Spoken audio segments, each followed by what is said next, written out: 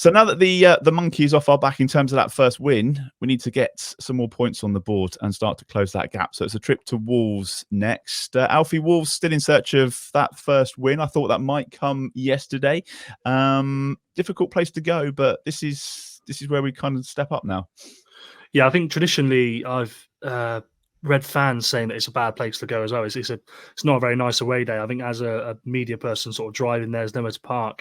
I think fans sort of feel that it's a poor away end and stuff like that. So, I mean, my only experience of being to the Molineux is we lost 1-0 when Che Adams handballed it off the line or wherever it was, trying to score with his head. So, I mean, that wasn't great. I've always sort of looked at the Molineux as a tough place to go, but they've not won since April, right? I think their last win was against Luton Town. One win in 20.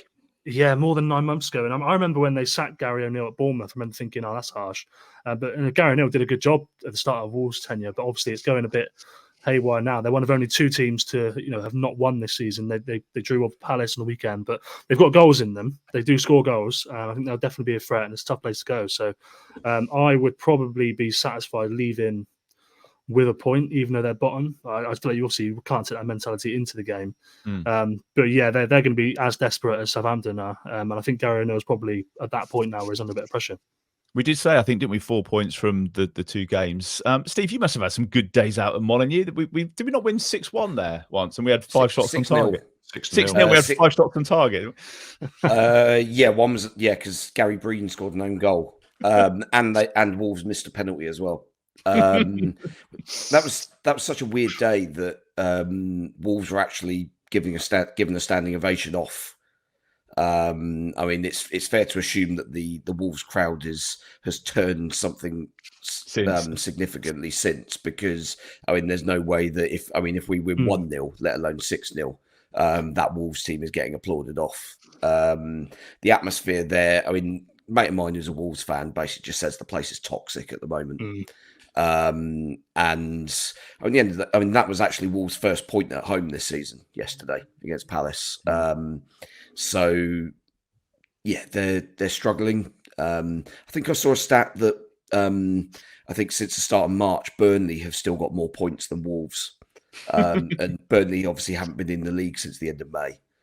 So that kind of shows how badly they've struggled in recent times. Obviously, selling your best defender to West Ham and not appearing to replace him, probably a bad move. And yeah, Wolves just feel like they're in that rut that we went through, whereby you'd kind of reach the peak of the players that you were able to attract, and you tried to kind of bring in players on a similar level, but then you could never recruit as well. Clubs of our size, I think you reach a glass ceiling, and once you're then on the way back down, it's a bit of a hard fall, and they're struggling at the moment. Certainly, they've got, as you say, they can score goals. They've got potent attackers, but like midfield and at the back, they're just so wide open. And it is interesting that kind of after Gary O'Neill was kind of the poster boy for, I thought he spoke really well there on Monday Night Football, when he basically, I mean, just in revenge at Bournemouth for sacking him, he basically did a tactical demonstration of how to beat Bournemouth. But basically, they've not really. I mean, they've probably won about 5 games since, and that was October last year. So. Yeah, he's very much a man under pressure. Wouldn't have been surprised if he got sacked in the summer. Certainly won't be surprised if he gets sacked after Saturday. And I'd kind of go with that regardless of how the game goes, because international break, always a good opportunity if you've got somebody in mind. And I think managers who are kind of out of work and would be attracted to a Premier League job would still look at Wolves' squad and think, yeah, I can work with that. Yeah. I mean, Steve, just on the goals, I mean, you mentioned they can score goals. They're in the top half of the Premier League for goals scored, but they've conceded 27 in 10 games. They average 2.7 goals conceded a game. So, I mean, you've got to go there surely thinking there's going to be a few in it. Yes, yeah, definitely. I mean, in fairness, the strength of the schedule they've had has been tough. No getting away with that. away from that, they've played a lot of the good teams in the division already. I think yesterday was the only game they've played against a team in the bottom 7 or 8. So yeah, they've got I've got a list. I've got a list here of all their defeats. They've lost 7 games: Man City, Brentford, Liverpool, Villa, Newcastle, Arsenal, Chelsea. That's fair. You can't begrudge any of them. So we're losing all those as well, aren't we? Yeah, quite possibly. But it's I mean they've had a tough run, but I think there are ways of getting through those tough runs whilst still looking vaguely competent, and frankly they haven't, and that's been the problem. They gave Man City a game, but it actually turns out that maybe Man City aren't quite at it at the moment. I mean, we only came out of there with a 1-0 defeat. Could have snatched something from it. Bournemouth should have been 5-0 up before City got a goal back yesterday. That was an extraordinary first hour or so in that game. So yeah, it's a game where we're going into it knowing that the opposition has a lot of weakness, and you're going into an atmosphere that if you can get them frustrated and just cause them to start making a few mistakes, that crowd will turn, and all of a sudden it will feel like a home game for us. And that's the way you got to approach it. It's got to be front foot. We've got to be looking to win the game, because if we sit back on it, then you give them something to cling on to. And as we saw in that ridiculous draw they got at Brighton, they were 2-0 down with 2 minutes of normal time to go and got a point. So it's not the game's not over. So yeah, it's got to be from first to last. We've not really put a full 90 together against anybody yet, I don't think. It's quite rare that any team does, in fairness, but I think we need to be properly on it for, I mean, you're talking probably 75, 80 minutes plus, sort of stretched out across the whole game, where you might have a sort of 5 or 10 minute lull in the game where both sides don't really do much. But we need to keep a very strong handle on this one, that's for sure. What do you want to see from the game, Glenn? Is this the next mark of progress? We talked a lot about Wolves there, as you quite rightly highlight the teams they've played. A lot's been made of their poor start of the season and the number of goals they've conceded. We probably didn't expect them to necessarily be bottom of the table, but what are you expecting from us? What do we need to do? We need to win the game. It's as simple as that. We need to go out there, attack the game, look to win it. If you think about our last season in the Premier League, the Che Adams game that Alfie mentioned, that was one of the ones where Wolves at the time were bottom of the league or next to bottom, and we went into it, didn't really attack much, let in a goal, and then didn't really do anything, and we lost 1-0, and it was pathetic. I mean, when you're playing a team that has 1 win in 20, you have to go there and think, we're more confident than them. We won a game. We won 2 games last week. We're going to go into this game and we're going to take it to them and see how much they fancy it. Echoing what Steve said, I think the first goal will be huge, because if we get it, they will be looking at this game like we looked at the Everton one, thinking, well, we have to win this one. I mean, I don't know what they've got coming up after the international break, but they'll be looking at this game against Saints at home, newly promoted side who are 1 place above them in the league. They will be looking at this as a must win. So if we go there, put in a good first half, get ourselves in front, then the game becomes very, very difficult for them, and we've got something to hang on to. So they've got good players that we're going to have to keep an eye on. There's Matis Cunha, who sort of plays as an attacking midfield player. He looks a very useful player. If you watch the highlights of their game against Palace yesterday, he's involved with everything. So he is the main man. But defensively, they look shambolic, and they've got the Mario Lemina effect, club captain. Was he on the bench yesterday? He came on. Did he come on? Yeah, he was on the bench, and he came on and did the odd flash thing, as he does. But I remember last time we played them, he got sent off in that very famous Nathan Jones masterclass when we were ahead and they had 10 men and we still lost. So that was great. So Yeah, so I just want to see us play a positive game, and something Alfie said earlier, we are quite settled now in the way we play. I think most people could probably predict what 11 will start next week.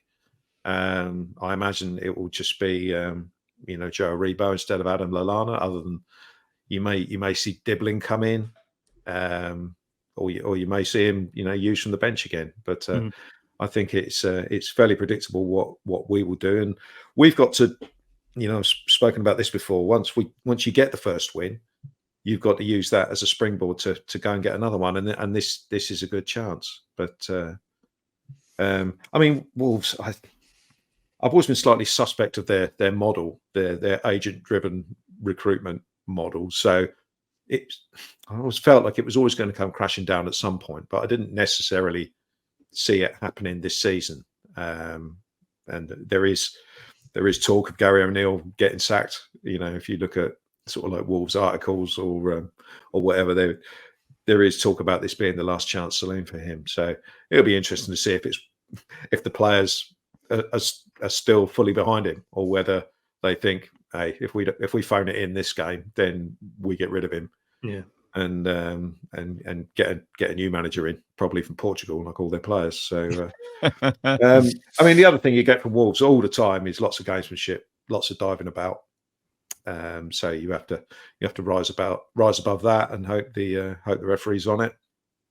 But no, I just want us to go there and be positive and go out to win the game rather than to go out to not lose it, because I don't think we're good enough to go out there with the intention of not losing.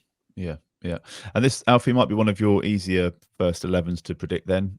Glenn kind of alluding to it there. Maybe just Aribo coming in for Lallana. We're going to see Stevens and Manning in that hybrid back five again.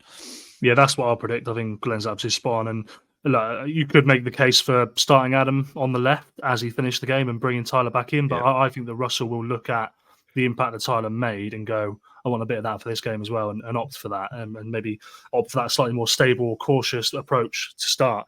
You can agree or disagree with that, but what you can't disagree with is the fact that he does make an impact when he comes on, and if the game's still there to be won, then that's great. Obviously, if it isn't, then you feel that you've lost him, and I would have probably rested Tyler against Man City rather than this way round, if that makes sense. But I mean, you talk about the Wolves fixture run and the games that we'd expect to lose, and I mean, I don't know if you guys have looked at the 5 games Saints have after this one, and 3 points takes you to level with Palace now, so 3 points technically takes you out of the drop zone. The next 5, I'll read them out because it's what you got Liverpool, Brighton away, Chelsea, Villa away, Spurs. I mean, all 5 of them, look, there's chance, right? But all of them are tough. And you could, in theory, lose a lot of those games. So I think it's the chance now, like Glenn and Steve have said, attack this one, get those 3 points on the board now. You're in a much better position with 7 after 11 or whatever it is, and then worry about what comes after that. That is a real shift in the momentum as well, Steve, going into that international break with what was essentially 3 wins. It could be, couldn't it? Yeah, I mean, if we're going into the November international break with 7 points, all of a sudden, 7 points from 11 games is a kind of acceptable return, I think. I mean, given the bottom of the league at the moment, and also given where we were literally a week ago, if you went to the Etihad last Saturday and said, right, we're going to lose 1-0 tonight, and then we're going to win the next 2 at home, the next 2 league games, everyone said, I mean, yeah, you're mad, but yeah, great, I'll take that. And yeah, 7 points. I mean, the stats will probably suggest that we should have more.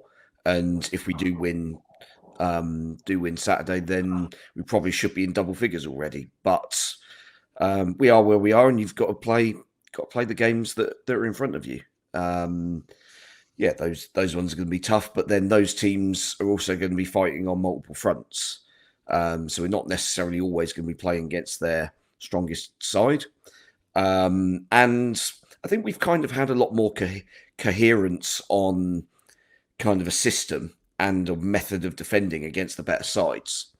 So we've seen the way that we've set up both at Arsenal and Man City. where we were able to frustrate both of those quite well. City was frustrating that we had that little switch off really early, because if we'd taken that game to half time at 0-0, then all of a sudden you do see a very different second half from them, because they tend to panic a little bit.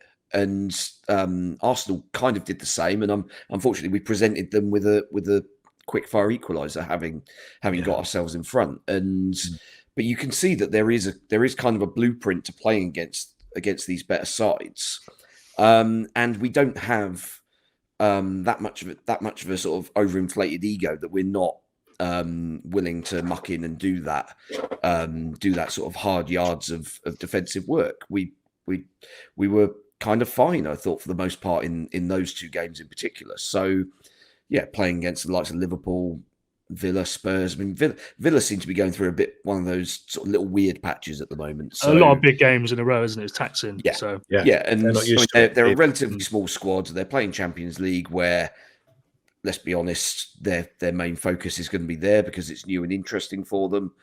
And they're doing all right. Yeah, and Spurs, I mean, you're never far away from a visit from Dr. Tottenham, as Palace found last week. So haven't they won 9 of the last 11 or something crazy now? They're in a really good run of form. They've really flat to deceive those Spurs. They were really good second half this afternoon, but first half they were all over the place. They're just such a Jekyll and Hyde side that you really don't know what you're going to get, and they could turn up as the pathetic lot that roll over and let us win comfortably. It's not unheard of. So yeah, I mean, I think games at home, even against the big hitters, I think they're not necessarily free hits. I think the away ones kind of are, but you can set yourselves up in a way to give yourself half a chance, and then kind of all the pieces have got to fall into place for you. But we'll see. I think one of the other things that this win is big, and it is only one step, and it's only 3 points, but a lot of what Russell Martin does privately with players, I think, to sort of keep them on side and keep them fighting for him and believing, he's a big believer in showing them the good things all the time. When they get beaten, he still shows them the good things they did. And that's a lot easier to do and a lot easier to be enthusiastic about when you've actually done what you needed to. You've got over the line, you've got 3 points. And this week, I think they'll be really confident, really positive about the things they've done. And then, that could lend to what we've said about going to the Molineux with the approach of actually winning the game and attacking it properly rather than, all right, we need another one sort of thing. So, yeah, hopefully he can use what we've seen on Saturday to keep them, looking forward, really. It's going to be huge for him. Let's do some score predictions. Only 2 people got 3 points in our predictions league this week. Andrew Jordan, who's in the Patreon league. The other is our very own Glen de la Cour. Congratulations. That ends Glen's 3-point drought, which, if you're wondering, went all the way back to TSP 230. So that's 65 episodes ago. It was the 22-23 season where you correctly called 1-0 defeat to Bournemouth, if you're wondering. So that's so long ago. That was so. Jesus. Would you like? I mean, we could say stopped clock right twice a day and all that, but would you like to go first this week? Is this renewed your passion for the predictions league? No. Okay. Let's. So again, I'm turning into sort of full Mark Lawrenson here. I think I've predicted us to win 6 games out of 10. So it's not great. But no, I'm going to go for it again. I'll go for a 2-1 win at Wolves. I'll go for us going 2-0 up, then letting one in, and then it being nervous as hell for the last however long. But no, I fancy us to go up there with the result we got against Everton, and with Wolves being not very good. 1 win out of 20, manager in the last chance saloon. I'm hoping that the Wolves players are not that bothered if he goes, to be honest, and we can go up there and get the job done. Well, let's hope you're right, and it doesn't take another 65 episodes. Alfie, do you want to chip in next? Yeah, I'll go for a slightly less, but I'll go for a 2-2 draw. Also worth mentioning that Aaron Ramsdale's quite a big Baggies fan growing up. I think he still sort of is. And I remember he was boiling the piss of Wolves fans at Molineux a couple of seasons ago with Arsenal, if I remember correctly. So I'm sure that he will get a bit during and after the game. Brilliant. Steve, you going to this one? Yes, I am. Yeah, trains surprisingly cheap out of London for this one. Although it's Avanti, so but no doubt I'll end up stuck at Rugby or something horrible like that. Yeah, it's gonna be it's gonna be one of those where I think if we get a lead, then we can possibly keep it, but don't know. I don't think we'll keep a clean sheet because I don't think anybody's kept a clean sheet there this season. Interesting. If my memory serves me right, but as I said earlier, their defense is like a sieve. Probably worse than, certainly statistically at the moment, worse than ours. So I think there's going to be goals. I think I'm going to agree with Alfie. I think 2-2.